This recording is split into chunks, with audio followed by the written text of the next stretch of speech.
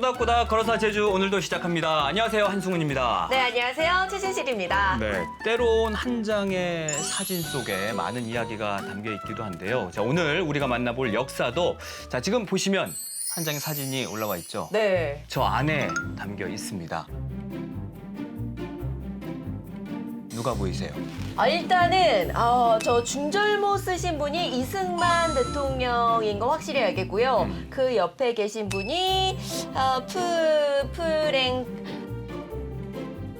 거의 다 왔는데 프란체스카 여사. 프란체스카 여사님. 그리고 저 앞에 클라리넷 부는 소녀가 있고 근데 이게 도대체 무슨 장면이에요? 지금 흐뭇한 표정으로 네. 그 소녀의 연주를 바라보고 있는 저 사람들 중에서 바로 오늘의 주인공이 있습니다. 궁금하죠? 네. 좀 더 자세한 내용은 오늘 함께 이야기 나눌 두 분께 직접 들어보겠습니다. 두 분 안녕하십니까? 안녕하세요. 네, 어서 오십시오. 반갑습니다. 먼저 소개 좀 해주실까요? 네, 안녕하세요. 제주학연구센터에서 위촉연구위원으로 일하고 있습니다. 사회학 박사 이정원입니다. 반갑습니다. 네, 반갑습니다. 반갑습니다. 안녕하세요. 네, 사회복지사들 양성하고 있는 제주 한라대학교 사회복지과에서 온 고선영이라고 합니다. 네, 어서 오십시오. 자, 박사님, 저 네. 사진 유명한 사진인 거잖아요. 그렇죠. 엄청 유명하죠. 진실 씨한테 좀 힌트 좀 주세요. 일단은 그 클라리넷 부는 소녀하고 저하고 딱 공통점이 두 개가 있어요. 굉장히 귀엽죠. 되게 귀여움이 넘치고 저처럼요. 그리고 굉장히 이제 확인하셨듯이 저처럼 음악적 소양이 출중하죠. 네. 오. 예, 제가 또 지난 또 출연했을 때 노래 부르셨잖아요. 출중한 노래 실력을 또 네. 제가 보여드렸으니까 저는 약간 좀 MZ 스타일이어서 저는 그 에스파의 넥스트 레벨을 듣고 이 노래를 떠올렸거든요. I'm on the next level. 보시면 이제 음악을 사랑하는 소녀다. 라고 할 수 있겠는데 어찌 보면 이승만 대통령이 등장했다는 것은 한국전쟁 당시라고 추정할 수가 있는데 사실은 이런 참혹한 현장 속에서도 이런 클라리넷 선율이 울려 퍼지는 거 보면 사실 상당히 흔치 않은 사진이고 평화의 희망에 대한 어떤 한 줄기 빛이 느껴지는 그런 아주 귀한 사진입니다. 네. 전혀 네. 힌트가 안 될 것 같죠? 그렇죠. 예. 더 미공 속으로 빠져들고 있죠. 네, 귀엽다라는 그런 그렇습니다. 정뿐이고. 예, 그건 사실이에요. 교수님도 힌트 좀 주세요. 네, 지금 이 소녀를 보시면 이 소녀의 어머니도 함께 이 사진에 등장하게 됩니다. 제가 알고 있는 거랑 좀 다른데? 네, 그럼 진짜요? 지금 여자분이 두 분밖에 안 계시니까, 네, 그쵸. 한 분은 이제 프란체스카 여사시니까 아마 그 옆에 분이시겠죠? 친엄마라고요? 그런데 이제 친어머니가 아니십니다. 네. 그러면은 지금 저 클라리넷을 부는 소녀는 혹시 엄마나 아빠를 혹시 잃었나요? 이 단어를 쓸 수는 없을 것 같은데 약간 고아가 된 건 아닌가 약간 그런 걱정이 들면서 저 한복 입으신 분이 혹시 고아들의 어머니가 아닌가. 맞죠? 오늘 다 갔네요. 네. 네. 자, 전쟁이 낳은 고아들을 품었던 사람, 바로 오늘 우리가 만나볼 역사입니다. 우리 필국이 못 보셨어요? 예? 우리 필국이요. 우리 전쟁의 아우성이 계속되고 있는 거리를 헤매다니며 아들을 찾는 이가 있었습니다. 그녀의 이름은 황운순. 우리 필국이 아시죠? 우리 필국이 혹시 못 보셨어요? 네? 우리 필국이요. 누가 그러던데 저기 김민군한테 예? 잡혀간 그에 총살을 당했다고.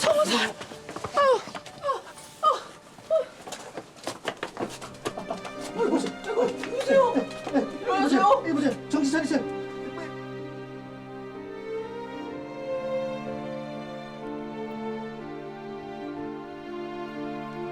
외아들의 생사를 알 길 없었던 황운순의 씨름은 날로 커져만 갔습니다.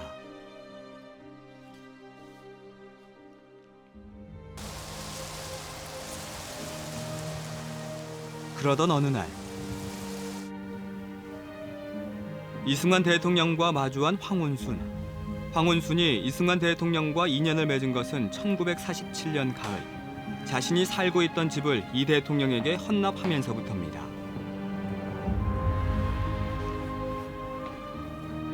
아들의 일은 매우 유감이요. 마음 주스르기가 쉽지 않겠지만 힘을 내시오. 감사합니다. 카카. 그래서 말인데 황 선생, 한 명의 아들을 잃은 대신 1000명의 아들을 키워보는 게 어떻겠소? 네? 1000명의 아들을요? 그렇소이다. 황 선생도 알다시피 지금 거리마다에는 굶주림과 주위에 떨고 있는 전쟁 고아들로 넘쳐나고 있어. 그 아이들을 거두어 보살필 수 있는 사람 황 선생밖에 없는 듯하오. 결국 황원순은 이승만 대통령의 부탁을 받아들이기로 합니다. 전쟁 중에 아들을 잃고 맞습니다. 대신에 고아들을 품게 된 거네요. 근데 어느 날 갑자기 이렇게 고아들을 돌보게 된 건 아니었을 것 같아요. 그렇죠. 네, 황원순 여사는 아버지가 자수성가한 분이십니다. 그래서 황해도에서 아버지로부터 이제 여자지만 교육을 여자도 끝까지 잘 받아야 된다라는 그러한 생각으로 보통 학교를 졸업하고 이제 이화학당의 유치원 사범으로 갑니다. 그래서 거기를 졸업하면서 우리가 이제 요즘 알고 있는 유치원 교사 생활을 하게 되죠. 그 일제 시기에는 보아원이라는 그 보육원에서 원장을 지내기도 하셨고요. 예, 그러면서 나중에는 이제 한국 전쟁이 생기면서 발발하면서 아들을 잃어버리는, 외아들을 잃어버리는 정말 큰 시름이라고 해야 될까요? 아마 하늘이 무너졌겠죠. 그 당시에. 예, 이렇게 하는 상황에서 한국 전쟁의 고아들이 이제 보살펴줄 사람이 이제 없었기 때문에 이승만 대통령이 친히 황 여사에게 제안을 하게 되는 거죠. 외아들을 잃은 그 슬픔을 수많은 아이들을 위한 사랑으로 이렇게 바꾼 거네요. 네. 근데 그 수가 정말 1000명이나 됐어요? 지금 현재 연구 그 결과로는 보시면 아이들이 한 900여 명 정도 되고 그 아이들을 돌보는 이제 종사자들을 한 100명 정도라고 보고 있다라고 얘기를 합니다. 근데 그 1000명에 가까운 아이들이 연령대가 또 다 달랐을 것 같아요. 네네. 맞죠? 뭐 젖먹이도 있었을 거고. 네, 젖먹이에서부터 이제 중학교까지 이제 아이들까지, 그러니까 그야말로 현재 우리가 말하는 아동인 거죠. 아동. 예, 영유아에서부터 큰 아이들 교육까지 이제 시켜야 되는 상황까지 벌어지게 될 것입니다. 예. 한국 전쟁이 워낙 인명 피해가 컸기 그렇죠. 때문에 그렇죠. 이런 전쟁 고아들이 굉장히 많았을 것 같아요. 그렇습니다. 뭐 현재 한국전쟁 당시에 고아가 몇 명이느냐 사실은 구체적이고 좀 정확한 수치가 계산이 되지 않죠. 정부 추산으로는 이제 남한에서가 한 5만 명 정도 됐을 것이다. 근데 그렇기 때문에 이제 남북한 통틀어서 한반도 전체로 통틀어 보면 아마 10만 명 정도가 되지 않을까라고 사실은 어마어마한 그런 수치. 가장 큰 희생자 같아요, 내가 봤을 때. 맞습니다. 예, 또 맞아 상당수가 또 아까 보신 것처럼 이제 인민군에 끌려가기도 하고 이제 전쟁 피해를 얻기도 하고 그리고 해외로 이제 입양되기도 하고 뭐 어찌 보면 국가기능 자체가 무너졌기 때문에 공공보육원 수가 많아서 그 모든 전쟁 고아들을 이제 챙길 수 없는, 보육할 수 없는 그런 상황이 됐기 때문에 결국에는 어찌 보면 고아들이 각자가 알아서 생존을 해야 하는 그런 처절한 어떤 생존 투쟁이 이제 시작이 되는 건데요. 추정할 수 있고 좀 알 수 있는 영화가 국제시장에서 우리가 알 수 있잖아요. 국제시장에서 보면 이제 전쟁 당시 이제 고아들이 막 이제 미군 트럭을 쫓아다니면서 맞습니다. 예, 뭐 초콜릿 달라, 뭐 기보 초콜릿 이렇게 하는데 그래서 그런 이제 장면들 봐도 그 영화 안에서도 그 아이들이 살아남기 위해서 뭐 껌파리도 하고 뭐 이런 다양한 이제 구두 닦기도 하고 또 이제 지나가 어른들 붙잡아가지고 한 푼 달라 뭐 이런 얘기도 하는 거 보면서 사실은 그런 영화들 속에서도 우리가 전쟁 고아들의 실상이 얼마나 처참했는가. 우리가 알 수가 있는 거죠. 아니 그러면은 황혼순 선생님을 만난 아이들은 행운이고 어쨌든 다행인 것 그렇죠. 같아요. 제주에 올 수 있었으니까. 네. 네, 그렇지 않아요? 그렇습니다. 네, 교수님? 그래서 처음에는 이 전쟁 고아 아이들이 서울에서 있다가 이제 어렵게 되는 거죠. 이제 중공군들이 이제 점점 내려오면서 이제 다른 사람들은 다 피난을 가는데 이 친구들은 이 어린 친구들은 이제 보호자가 없잖아요. 그래서 이제 이 친구들이 피난을 해야 되는 아주 급박한 상황에 처해집니다. 그래서 미군의 도움으로 우리 이 어린 전쟁 고아 친구들 900여 명의 친구들이 제주도로 오게 됩니다. 근데 그 전쟁통에 900명이 넘는 아이들이 제주로 가야 되는 거잖아요. 네. 이동을 해야 돼요. 대규모의 이동인데 이게 또 쉽진 않았을 것 같은데요. 그래서 이 지점에서 제가 뭔가 짠 듯이 퀴즈를 드리려고 하는데 그 많은 전쟁 고아들이 어떻게 제주도까지 올 수 있었을까? 네. 지금처럼 교통수단이 네. 발달한 것도 아닌데 아니 말이죠. 그거는 굉장히 어떻게- 쉬운 거 아니에요? 왜냐면 네. 하늘길 아니면 바닷길이잖아. 올 수 있는 그렇죠. 방법이. 그래서 걸어서 올 수는 없을 것이고.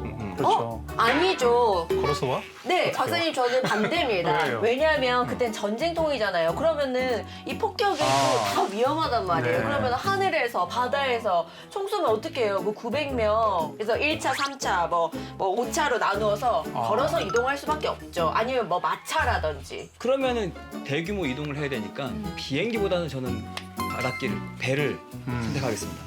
위험한데. 그 정답은 네. 화면으로 만나보시죠. 진행까지. 네. 보시죠 한번. 네. 미군 C-54 수송기를 이용해 공포와 추위 그리고 굶주림에 시달리던 전쟁고아 907명을 제주로 수송하는 것이죠.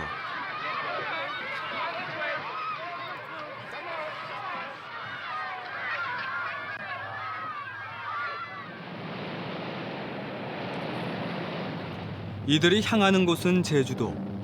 이승만 대통령은 전황이 악화되자 미군 브레이즈델 중령의 도움으로 서울에 남아있던 전쟁 고아들을 제주로 긴급 대피시킨 겁니다. 이 화면 속에 나온 이 영화 속 그렇죠, 장면이 그렇죠. 실화한 거죠? 그렇죠. 실화죠. 그러니까 아까는 국제시장을 말씀을 드렸다면 이제는 이제 미국 영화. 그러니까 제목은 전송가라고 하는데 영어 원제는 배틀 힘. 그러니까 힘이 이제 HYMN. 그러니까 찬송가라고 우리가 일컬어지는데, 그래서 딘 헤스 대령이 당시 한국전쟁 당시에 1950년 12월이었습니다. 고아 수송 작전 혹은 유모차 공수 작전이라고 일컬어지는데 이 전쟁 고아들을 이제 제주도로 이제 이송시키기 위한 하나의 정말 거대한 작전이었던 거죠. 그래서 자서전 내용을 보면 이제 아이들을 이제 이송시키기 위해서 인천에 갔는데 배를 태워야 되니까 흥남 철수 작전, 네 모든 배가 이제 징발이 되어버린 거죠. 그러니까 배가 사라진 거예요. 그러니까 이제 아이들은 겨울철이잖아요, 너무 춥잖아요. 그래서 한 여러 명 아이들이 또 죽었다고 하고, 목숨을 잃었다고 하는데요. 이제 해수소령이 이제 더 이상 지체할 수가 없으니까 이제 직접 일본으로 갑니다. 왜냐면 당시 일본에 공군 사령부가 일본에 있었거든요. 그래서 직접 그 사령관을 만나서 비행기를 보내달라. 이제 한국으로 이제 비행기로 아이들을 수송을 하겠다 하니까 진심을 받아들인 또 사령관이 이제 당시 임무가 없었던 C-54 군 수송기 15대를 15대. 일본에서 발주를 해서 이제 김포로 이제 보냈죠. 해수소령 소속의 이제 비행기 2대 그리고 수송기와 함께 해서 전쟁고아 907명 그리고 직원 100명 등 해서 1000여 명을 1950년 12월 20일 제주도로 피난을 시켰다고 하고 있습니다. 그러니까 디네스 그분이 쓴 이제 자서전을 모델로 한 영화, 이제 바탕으로 한 영화예요. 그리고 이 영화는 당대 헐리우드 최고의 탑스타였습니다. 락 허드슨이라는 배우가 주연을 했고 또 우리나라와 인연이 깊은 게 안창호 선생의 첫째 아들이 필립 안이라는 영화 배우예요. 여기 나왔어요? 저 전송가에 출연을 해서 그 아이들을 이제 이송 작전을 조력하는 그런 중요한 인물로 등장을 하거든요. 영화가 큰 흥행을 거두면서 그러니까 미국 사회에 굉장히 큰 감동을 준 거죠. 이런 일이 있었구나, 한국 전쟁 당시에. 그러면 이 친구들은 제주로 왔고 네. 북한에 남아 있었던 전쟁 고아들은 어디로 갔어요? 이 내용 역시도 영화가 있어요. 영화 다큐멘터리 영화가 있는데 폴란드로 간 아이들이라는 이제 다큐멘터리 영화가 있습니다. 2018년도 개봉을 했는데요. 북한에 있는 고아들은 이제 중국, 그러니까 동맹국이죠. 중국, 소련, 이제 동유럽 국가들로 보내지는데 폴란드가 제일 많이 받아들였어요. 한 6천 명 정도 받아들였다고 하거든요. 그 이유가 뭐냐면 폴란드가 제2차 세계대전을 가장 큰 피해 국가니까 자기 나라도 전쟁 고아의 피해를 상처가 있었던 나라였기 때문에 예, 공감대가 있었던 거죠. 네. 패스 대령 너무 감사한데요. 그러니까 패스 소령의 도움으로 이제 하늘길을 건너게 됐습니다. 네. 이 친구들이. 그러면 제주에 도착했을 때 모습은 어땠을까요? 화면으로 만나보시죠. 미군 수송기로 제주에 도착한 아이들은 옛 제주농업고등학교 교실에 분산 수용됐습니다. 이승만 대통령의 부탁을 받고 제주로 온 황운순. 고아를 돌보는데 가족이 있으면 걸림돌이 된다고 생각한 황운순은 부산으로 피난을 떠나는 가족을 뒤로하고 홀로 제주를 찾았습니다.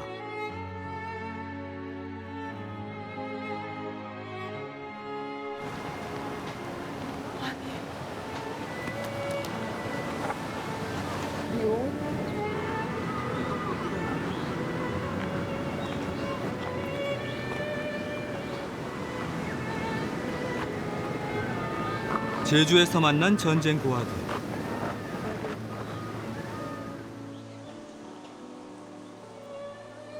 황운수는 그들을 가슴으로 안아줍니다.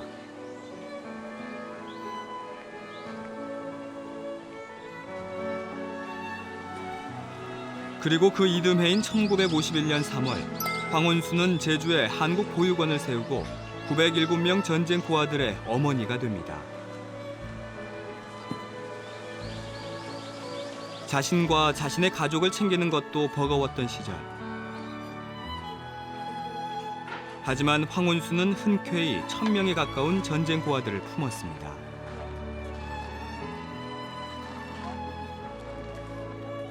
이때 세워진 한국보육원은 제주 최초의 민간 사회복지시설로 이후 제주 모자원과 홍익보육원 등 도내에 다른 사회복지시설이 생기는 데 커다란 영향을 미칩니다.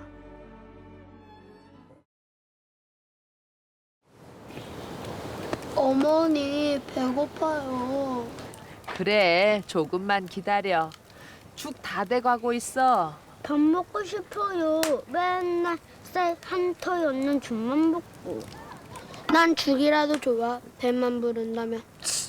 어머니, 전 많이 주세요.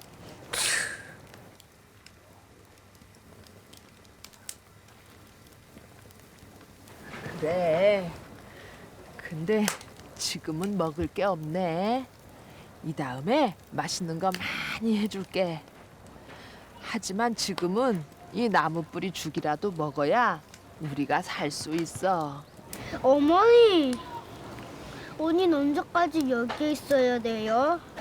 전쟁이 나기 전에 우리 집은 진짜 좋았는데 먹을 것도 많고. 곧 돌아갈 수 있을 거야. 하지만 지금은 이 나무 뿌리 죽이라도 먹고 튼튼하게 자라야 이 전쟁이 끝나면 돌아갈 수 있지. 우린 잡초보다 더 모질게 살아남아야 돼. 알겠지? 예.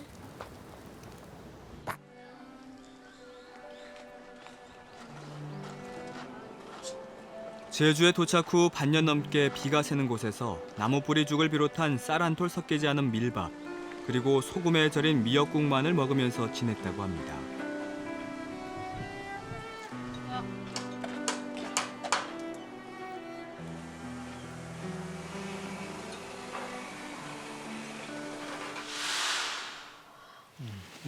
아까 밀밥에 네. 나무 뿌리 죽이라고 했는데 밀밥은 저는 생전 저 단어를 처음 들어보는데. 저는 잘 못 먹어요.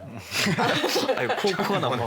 어떻게 생겼는지 사실은 상상이 네. 안 돼요. 네. 아니, 나무 뿌리죽도 원래 먹는 게 아니잖아요. 그렇죠. 음. 그렇죠. 저런 걸 먹고 하루하루를 버텨야 어떻게든 되는 버텨야 거잖아요. 되는 거. 근데 많은 네.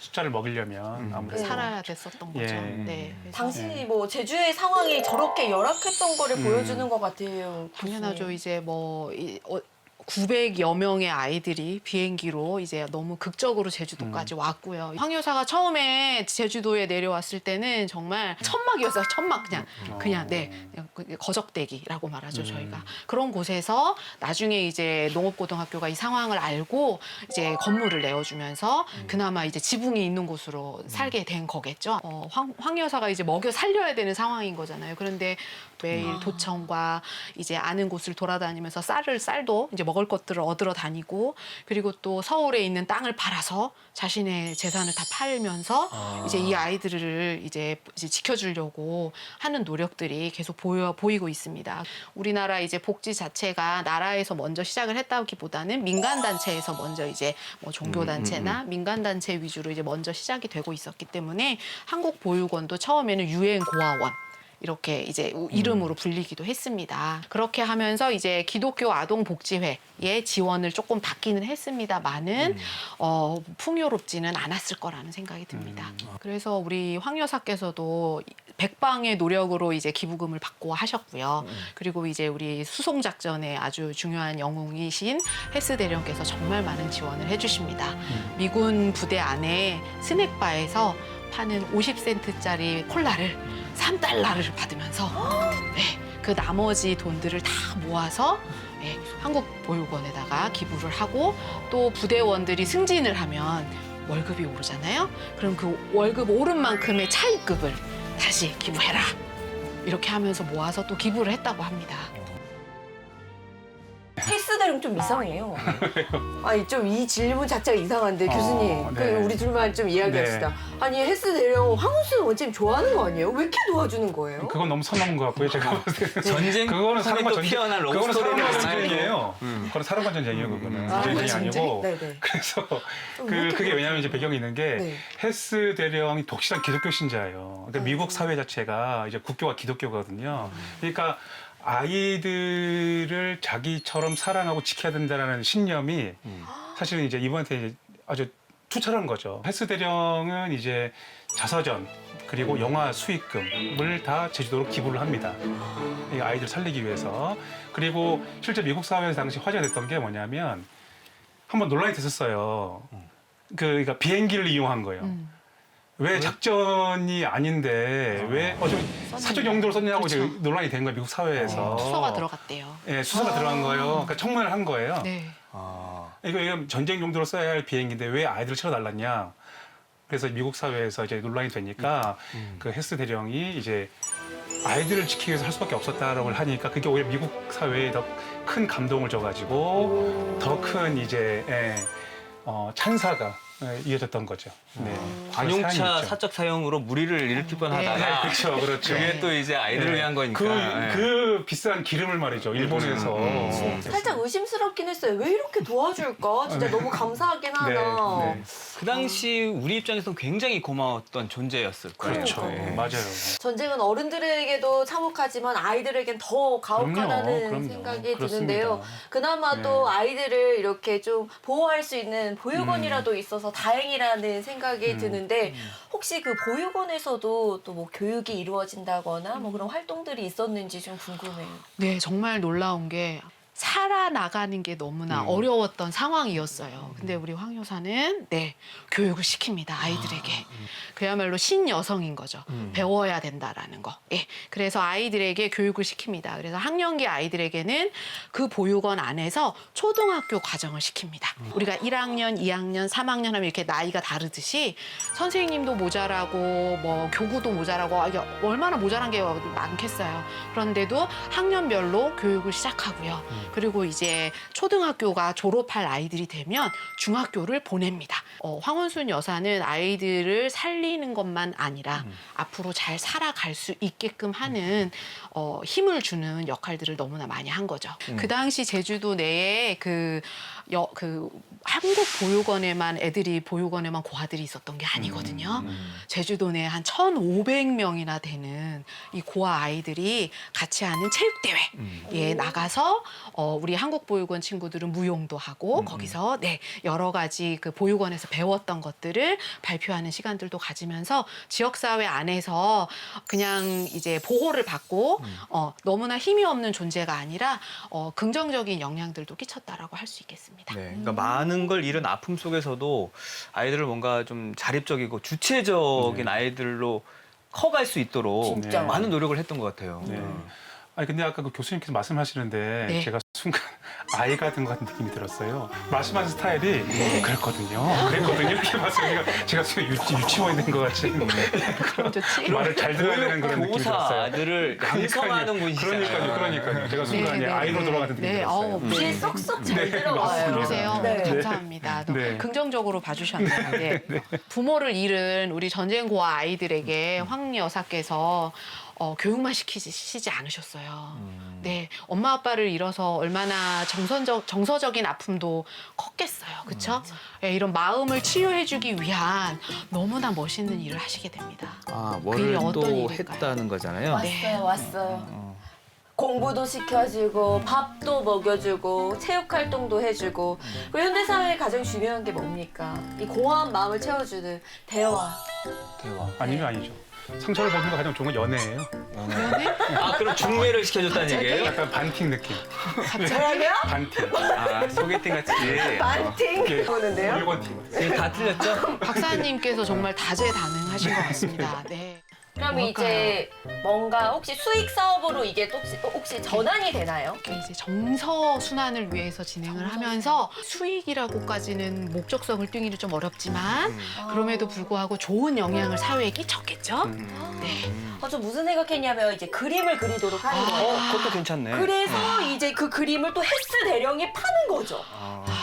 왜 수익 사업으로 가요? 아니 미국. 제가 조금 힌트를 더 드릴게요. 네. 우리가 아까 오프닝에서 봤던 그 사진. 네. 사진을 맞네. 저는 바로 왔습니다. 네, 역시 뭐라고 그 생각하세요? 클라리넷을 불렀던 소녀가 네, 있었잖아요. 네. 그 말은 네. 아이들에게 악기를 배우겠구나. 네, 맞습니다. 맞아요? 네. 근데 당시 전쟁통이잖아요. 그러게. 그게 가능. 진짜요. 브라스 밴드라는 관악대를 만들어서 아이들에게 음악을 가르치기 시작하십니다. 어떤 관악대인지 이제 궁금하시죠? 네네네. 제가 설명해드리면 뭐가 필요하겠어요? VCR을 함께 보시면서 이야기 오늘 나누겠습니다. 다들 진행을 하시네요.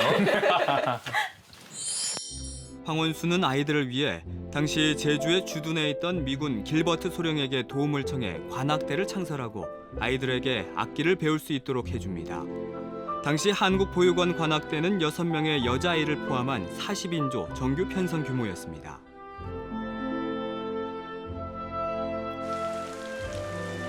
그러던 어느 날 당시 제주도지사였던 최승만은 황원순을 부릅니다.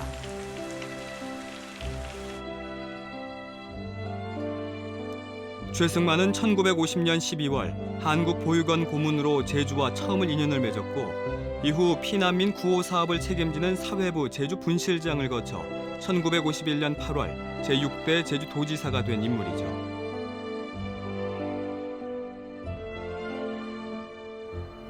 이번에 이승만 대통령님께서 제주도를 순시하십니다. 대통령님께서요? 예, 그렇습니다. 물론 다른 순시 업무들도 많으시겠지만 그 중에서도 이 전쟁 중인 이 상황 속에서 피난민 수용과 전쟁 고아들이 어떻게 생활하는지 직접 보고자 하시는 것 같습니다. 그래서 드리는 말씀인데 예, 말씀하십시오.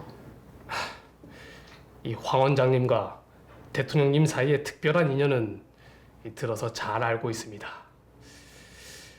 아무래도 이번 순시 때 이 한국 보육원을 들리지 않을까 하는데 이 영접에 만전을 기해 주십시오.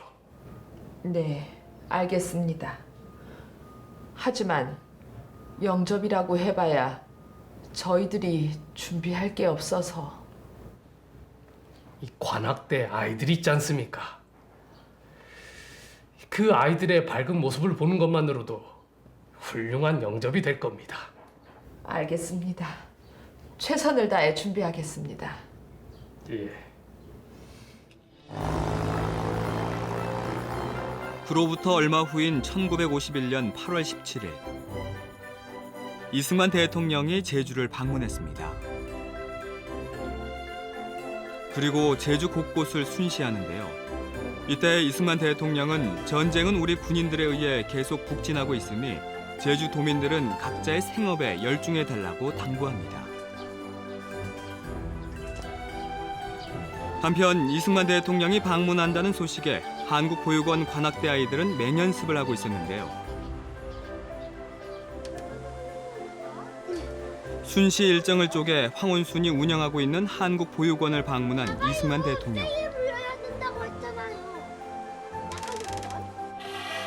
그곳에서 제주의 둥지를 튼 전쟁 고아들의 생활을 보게 됩니다.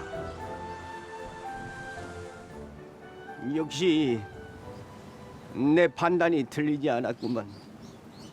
황 선생이라면 틀림없이 훌륭하게 이 아이들을 품어주리라 확신했소. 고생이 많소, 황 선생. 뭐 필요한 거 없소. 전쟁 중이라 상황이 여의치 않지만 네, 이 아이들을 위해서라면 수단과 방법을 가리지 않고 찾아보겠소. 아이들이 악기를 배우는 것은 최승만 지사님과 미군 악대 길버트 소령님의 도움을 얻고 있습니다만 지금도 부족한 것은 많습니다. 제 소원이 있다면 이 아이들을 배불리 먹게 하는 것입니다. 좋소. 보육원 운영을 위해서라면 내 정부 차원에서 최대한 지원을 아끼지 않겠소. 감사합니다. 이승만 대통령은 그 이듬해에도 제주를 찾았습니다. 특히 1952년 7월 3일 이승만 대통령이 부인과 함께 제주의 한국보육원을 방문했을 때에는 여자 보육원생인 유인자 양이 매기의 추억을 클라리넷 연주로 선보이기도 했죠. 저 사진이 저렇게 해서 네, 나온 사진이었군요. 그렇죠. 근데 길버트 소령 얘기가 잠깐 나왔는데 네. 이분은 또 제주 관악의 초석을 닦은 분이시잖아요. 맞습니다. 네, 네. 제주 관악대, 관악의 대부라고도 불리죠. 이 길버트 소령은 미국에서 그 오케스트라의 단장을 하셨던 분입니다. 해서 미군으로 제주도에 파견을 오신 분이세요.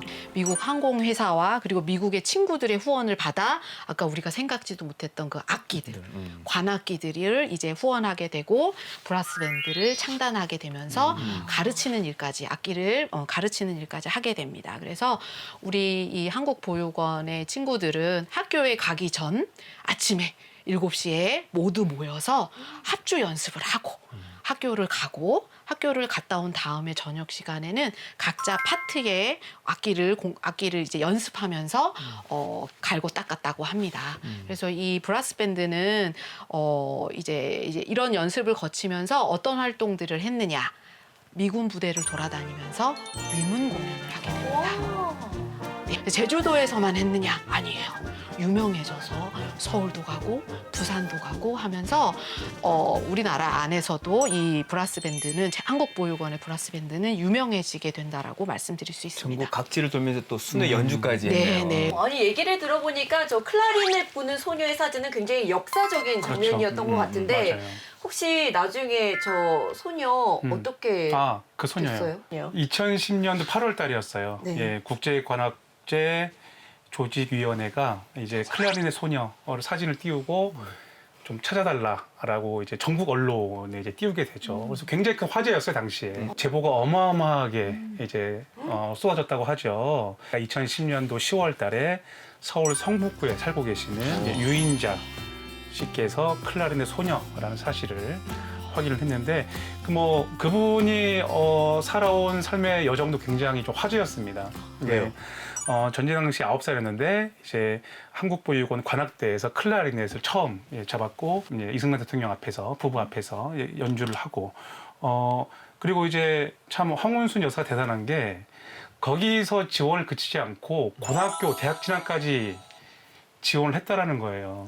그 오랜 세월을 말이죠. 그래서 유인자 씨가 이제 대학까지 이제 진학할 수 있도록 도와주게 되는데 서울대학교 음대기학과 서울대를 또 대단한 들어오셨어요? 거예요. 예.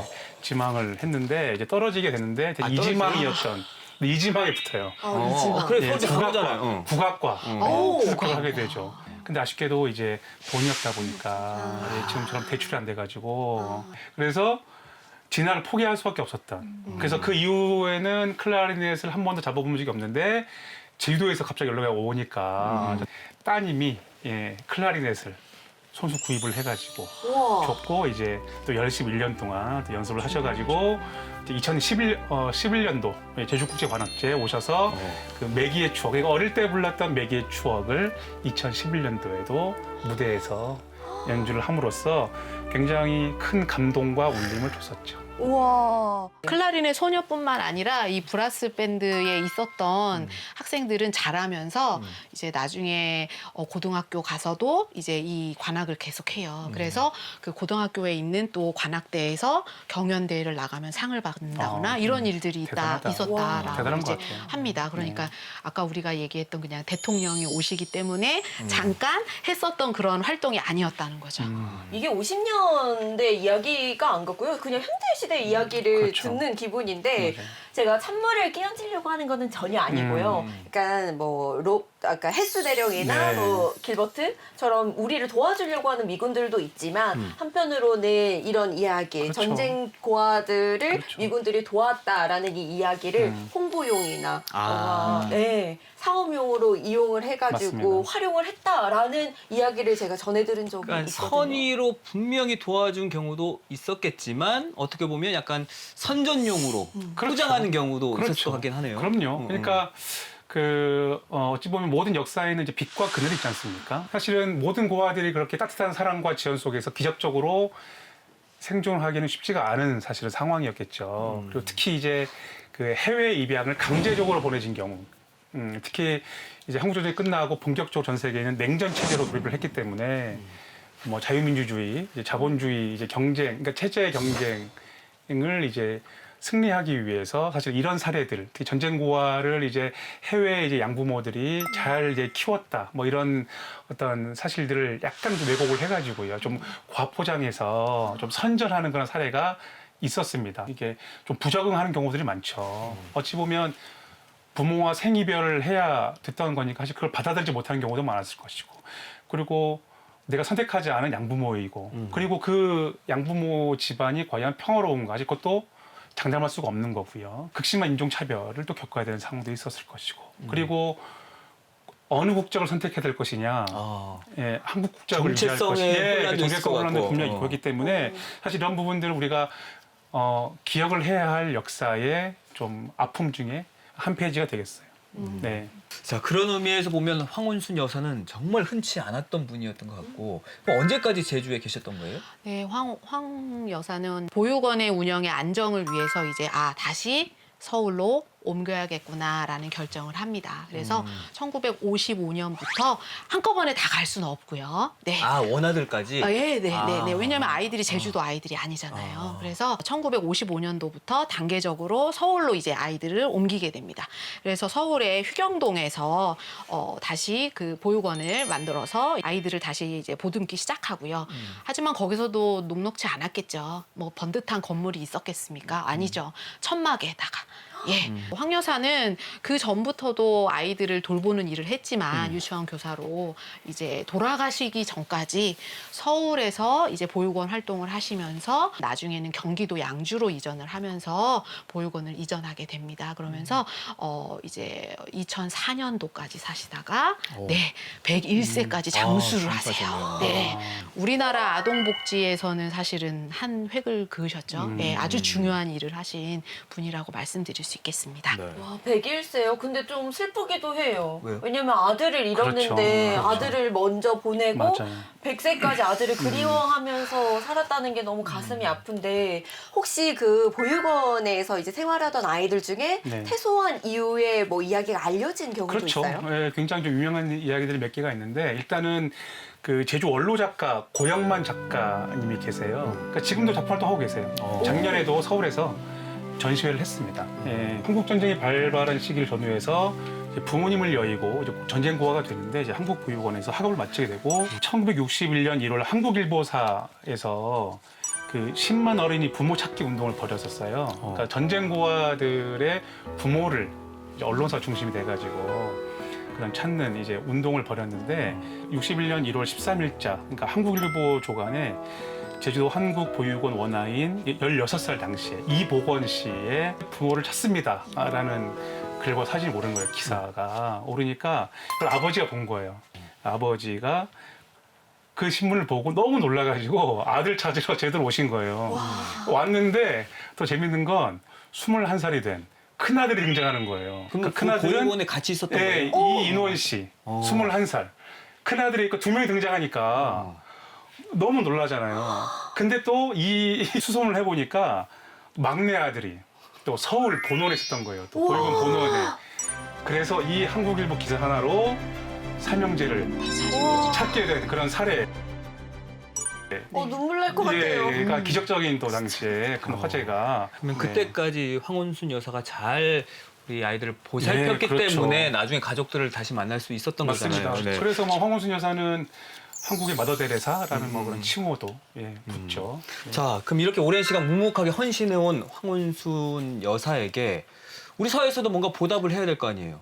그래서 했어요? 이렇게 평생을 아동복지에 힘써 오신 우리 황 여사께 이렇게 최근부터 말씀을 드린다면 1994년도에 봉사활동에 노력을 한 헌신해온 여사에게 이제 용신봉사상을 수여하게 되고요.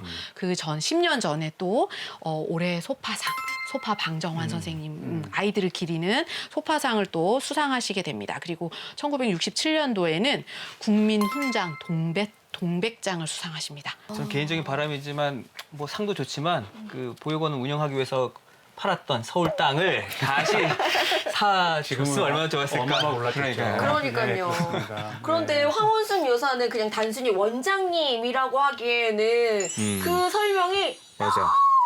부족한 것 같아요. 맞아요. 어떻게 보면 제주 보육사의 첫 길을 그렇죠. 내어주신 분이기도 하고 그렇게 보면 개척자라는 이미지가 더 어울려요, 저는.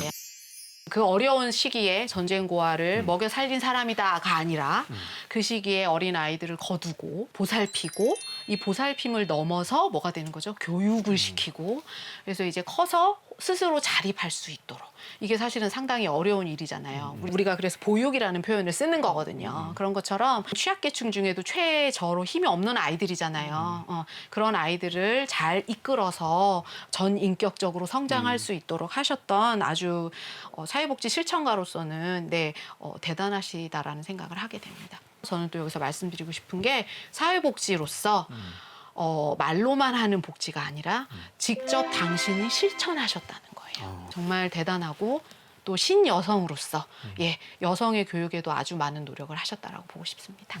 저는 이 폭삭 소가수다 드라마 네. 대사를 좀 인용하고 싶은데 젊은 관식 애순 부부를 이제 조용히 도와주는 전방 할아버지 할머니 되시잖아요. 그러니까 할아버지 대사 그게 나와요. 이제 배불뚝이 배 고르는 거 보셔갈 사람 누게 있나? 이렇게 하시면 이제 할머니가 뭐 사람 혼자 못 산다이 고치갈라 고치가 고치가면 백리길도 심리된다. 이제 이 말씀을 하시는데 전쟁은 폭력과 죽음으로 경계를 넘어가는 일이고요. 전쟁 고아를 지키는 건 사랑과 연대로 우리가 경계를 넓혀가는 일이 됩니다. 그래서 우리가 어떤 선택을 할 것이냐.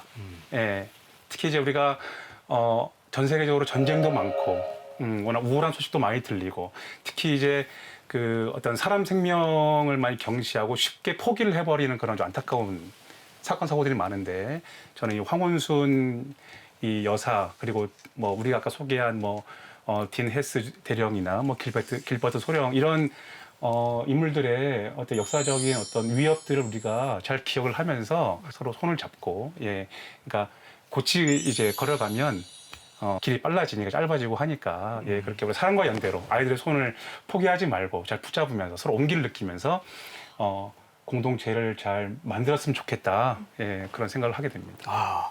제가 앞서는 인정을 못했는데 지금 보니까 진짜 귀엽고 사랑스럽네요. 귀엽고. 자, 오늘 황혼순 여사가 걸어온 길을 두 분의 이야기를 통해서 들어봤는데 정말 오늘 많은 걸 느끼고 배울 수가 있었거든요. 특히나 한 사람이 품은 진심이 얼마나 많은 삶을 바꿀 수 있는지 또 오늘 새삼 느끼게 됐습니다. 네, 세상의 모든 어버이들이 특별하지만요. 특히 오늘 전쟁 고아의 어머니, 이 사랑은 좀 더 깊게, 더 크게 다가오는 것 같습니다. 네, 오늘 저에게 잔잔한 감동을 전해주신 두 분 진심으로 감사드리겠고요. 저희는 다음 주에 또 다른 제주의 역사길 위에서 꼬닥꼬닥 걸어가 보겠습니다. 다음 주에 만날게요. 고맙습니다. 감사합니다. 감사합니다. 네.